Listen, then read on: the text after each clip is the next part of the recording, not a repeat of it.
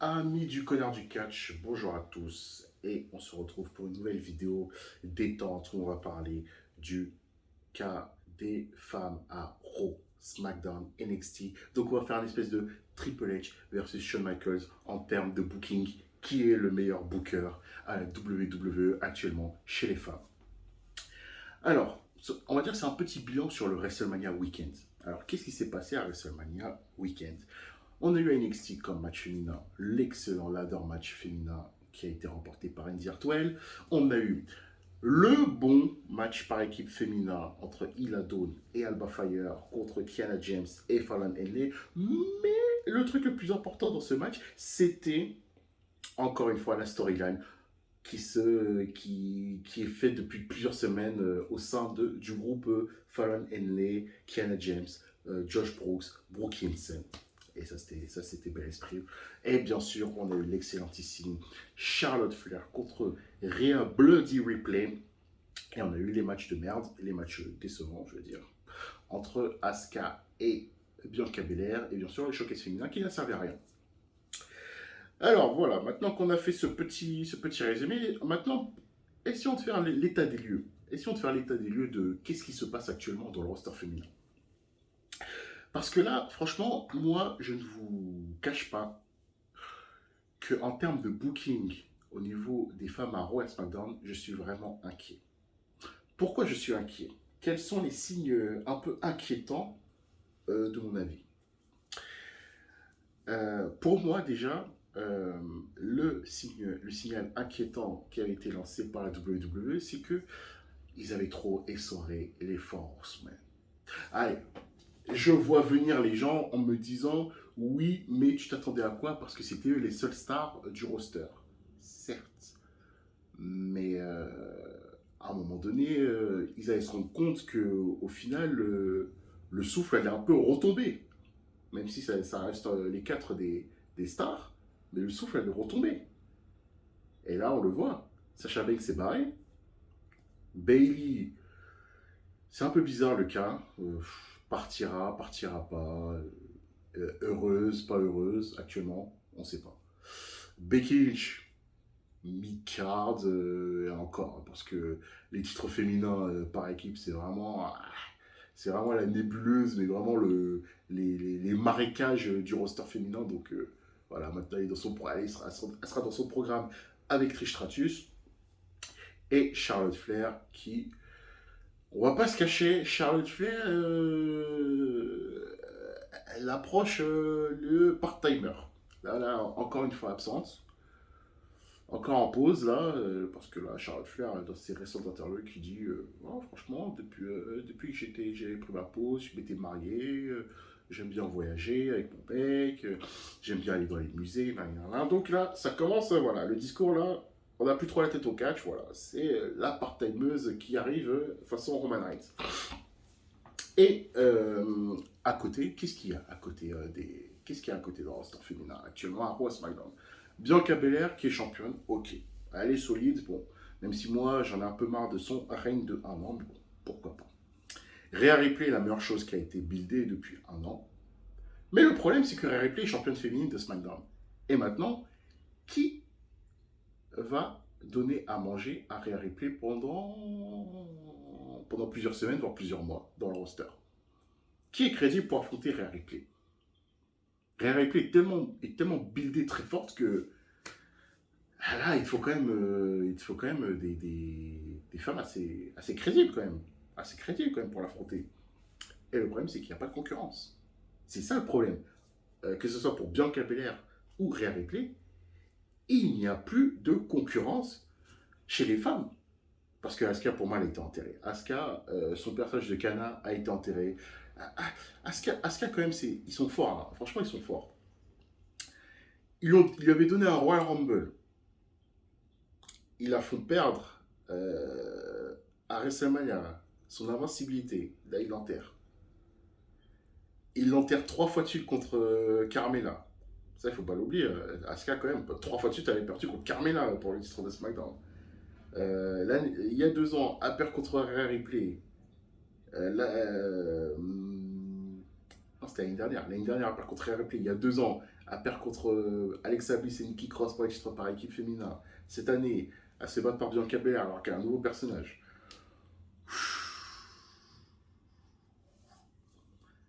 Asuka, franchement, pour moi, ça restait toujours un mystère. Pourquoi Asuka avait autant d'opportunités pour les titres, hein?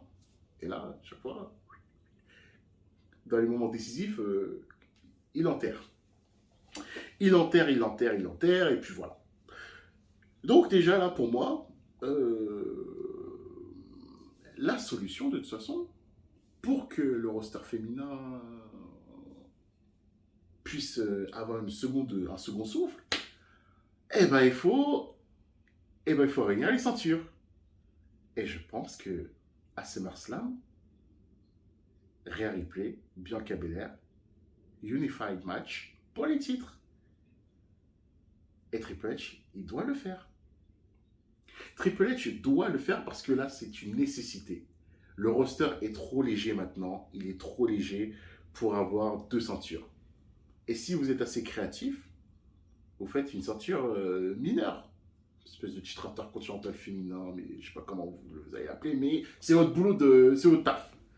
Et j'avais oublié, bien sûr, Ronda Rousey, que Ronda Rousey, de toute façon, maintenant, elle s'en bat les coups du catch. Maintenant, Ronda Rousey, elle n'est même pas écoutée aussi. Celle qui avait proposé un match vraiment hardcore contre Liv Morgan à Extreme Rules. Et au final, bah, Ronda, t'es à la WWE. Tu crois vraiment que. Même sous le régime Triple H, hein, même sous le booking Triple H, on a abordé. Voilà. Triple H est vraiment actuellement, il est vraiment un échec. Il est vraiment un échec en termes de booking. Même sous son régime, on a refusé à Ronda Rousey. Non, tu ne peux pas saigner contre Liv Morgan à Extreme Rules. Non, tu ne peux pas mettre des punaises dans ton match Extreme Rules contre Liv Morgan. Pourtant, c'est la révolution féminine. En quoi est-ce choquant de voir des femmes saigner? Pourtant, j'ai vu un deathmatch entre Mickie James et Diona Purrazzo. Il y avait des punaises, il y a eu du sang. Hein. J'ai vu Britt Baker contre Thunder Rosa pendant le confinement. Il y avait du sang. Hein. Ah, mais par contre, quand Nia Jax met une pêche involontaire à Becky Lynch et Becky Lynch a le nez cassé, on en profite un peu. Bon, ils n'ont pas été salauds, ils n'ont pas fait les t-shirts Becky Lynch, mais je crois qu'ils avaient quand même la tentation, ils avaient le bouton pour créer les t-shirts Becky Lynch avec la gueule en sang, mais ils ont été devancés, bien sûr, sur Internet, tout le monde avait fait des t-shirts Becky Lynch avec la gueule en sang. Et donc, du côté d'NXT, mais qu'est-ce qui se passe à NXT? Mais à NXT, c'est qu'à NXT, on a une vraie division féminine.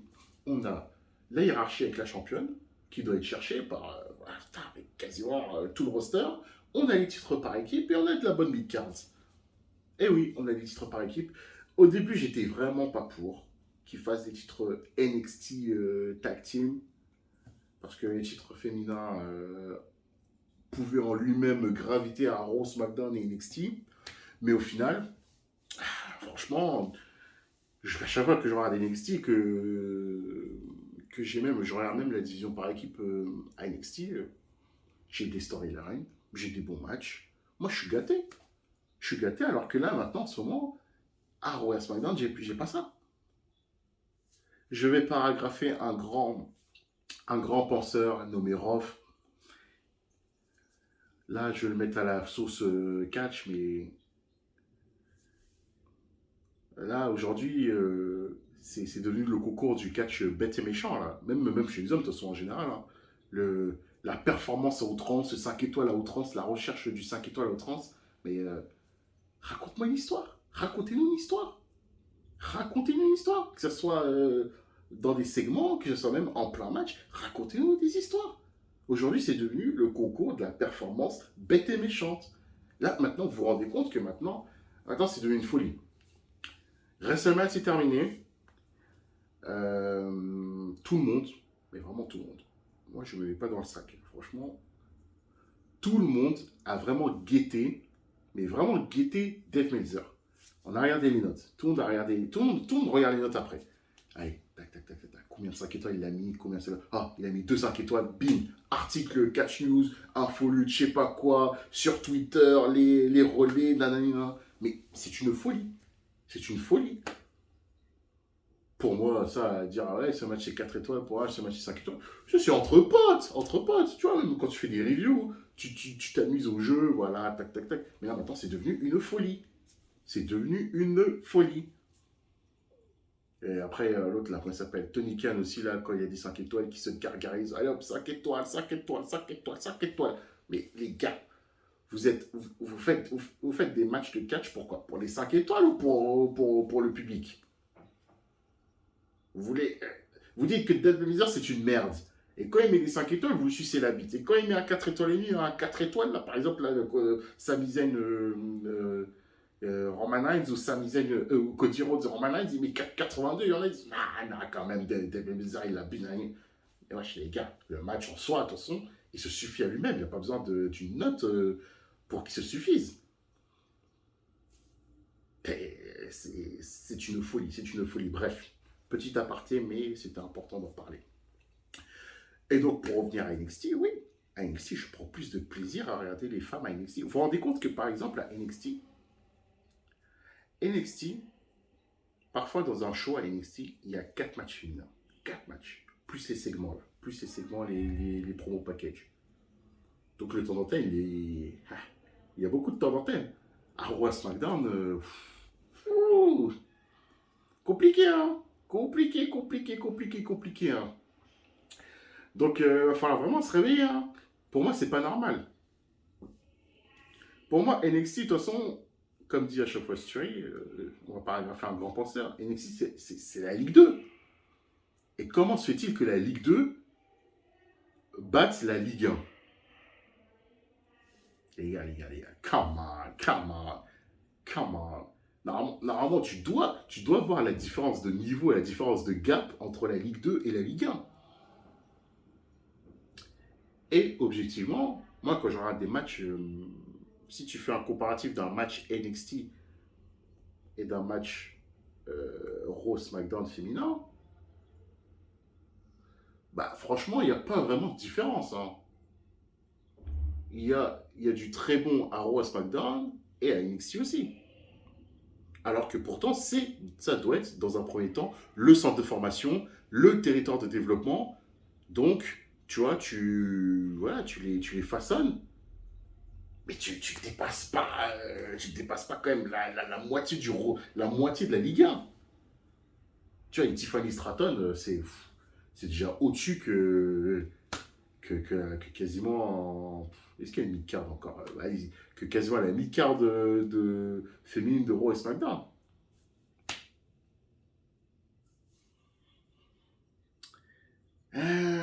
On touche un peu à un espèce de plafond WWE là. Vous êtes des très bons formateurs, façon, comme disait Evra là, sur Arsenal à l'époque, là, 11 hommes contre 11 enfants. Mais là, c'est la même chose, là. C'est la même chose, WWE. Là, actuellement, WWE, c'est un bon centre de formation. Le Performance Center est très bon pour former, pour faire du catch. Mais après, là, quand tu les fais monter à Raw et SmackDown, à chaque fois, maintenant, j'ai peur, hein. Putain. Aïe. Ah, c'est mauvais signe, hein, c'est mauvais signe. C'est très mauvais signe. Je suis un peu inquiet, voilà. Voilà, je voulais faire part de mon inquiétude sur le roster féminin. Pour moi, tant qu'ils n'ont pas réuni ils n'ont pas unifié les ceintures, ça va continuer à aller droit dans le mur parce que là, ça va dans le mur. Et Triple H, frérot, il va falloir nous écrire des histoires, hein. Il va falloir nous écrire des histoires, frérot. À NXT, Shawn Michaels, lui, il sait écrire des histoires, hein. Allez voir ce qui se passe avec Fallon Lily et Kiana James. Sur le long terme, là, voilà, tac, elles font équipe ensemble, elles sont championnes, il y a des dissensions. Et ça peut paraître con quand même, mais c'est des histoires de femmes. Voilà, des histoires d'amourettes, voilà, bim, non, je valide pas ta relation amoureuse avec elle, c'est une manipulatrice, alors pourtant elles sont en équipe ensemble, et bim, voilà. Et ça a des conséquences sur leur match revanche pour les titres féminins par équipe, Voilà, Brooke Jensen qui vient, NXT Stand and Deliver, il voulait pas donner le sac à Kiana James pour tricher, et là il vient avec le sac, et il se fait cramer par l'arbitre. C'est du catch. Racontez-nous des histoires. Et pour finir, je suis peut-être saoulant avec l'ère des divas, mais au moins, on avait des storylines. Mickie James, Trish Stratus, Kathleen AJ Lee, comment ça s'appelle Kathleen Eve Torres. On avait des histoires. On avait des histoires. On nous racontait des histoires. Trish Stratus, Stephanie Beckman, sur un an, bim, Nowhere 2001, la foule, je vous conseille de regarder ce match-là. Nowhere 2001, Trish Stratus contre Stephanie McMahon. Ce match est un ovni. L'ambiance de la foule sur ce match-là, incroyable. Alors pourtant, c'était l'époque voilà, où les meufs ne savaient pas catcher. Hein. Trish Stratus, elle venait juste pour montrer ses formes. Stéphanie, c'était vraiment pas une catcheuse. Mais en soi, le match est... Pour certains, vont dire qu'il est pourri. Mais la foule a rendu le match classique. Avec en plus la storyline qui s'est déroulée avec Vince McMahon et tout. C'était notre époque, mais voilà. Bon, c'était notre époque, oui, c'était notre époque. Si vous voyez les segments, ce qui s'est passé avec Trish Stratus et Vince McMahon, c'était notre époque, mais voilà. Ça a écrit des histoires. Là, nous, on fait que de la performance. Voilà. Pour moi, là, Raw SmackDown chez les femmes, c'est du catch indie.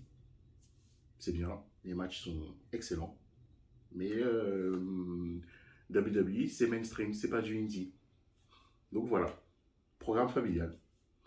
C'était votre ami le connard du catch. Merci d'avoir suivi cette vidéo.